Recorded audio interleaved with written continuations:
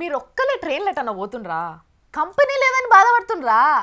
ఏం బాధపడకుర్రి. మీరు సికింద్రాబాద్లో ఇట్లా ట్రైన్ ఎక్కిండ్రో లేదో అవి రెండు మిస్ అవుపతొస్తాయి.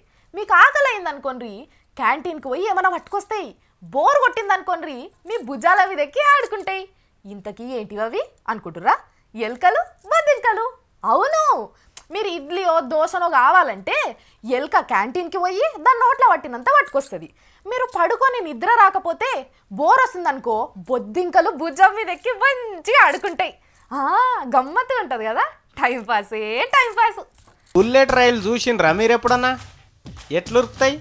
గంటకి 700 కిలోమీటర్ల వేగంతో ఉరుకుతాయి. అంటే హైదరాబాద్ నుంచి తిరుపతికి ఒక్క గంటలో పోతుంది అన్నట్టు. ఇవి మన దేశంలో ఉన్న రైళ్ళు కాదు, బయటి దేశంలా. అక్కడ రైళ్ళు అట్లా అభివృద్ధి చేసిండ్రు. మరి మన రైళ్ళు చూసిండ్రు కదా మీరు.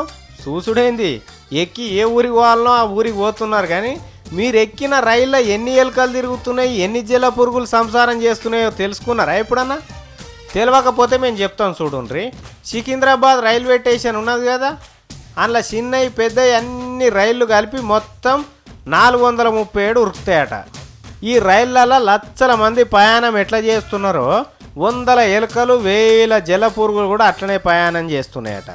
రైలు డబ్బాలు కడిగేటోళ్ళు, ఊడ్చేటోళ్ళు, ఉతికేటోళ్ళు కలిసి నెలకు 92 ఎలుకలు పడతారట.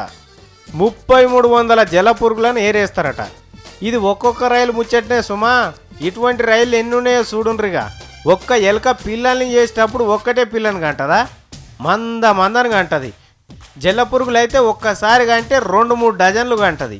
నెలకు 92 ఎలుకలే ఏరేస్తే తతిమ ఎలుకలని ఏడుంటున్నాయి అన్నట్టు. లచ్చల జల్ల పురుగులు పుడుతుంటే 3000 పట్టుకుంటున్నారు.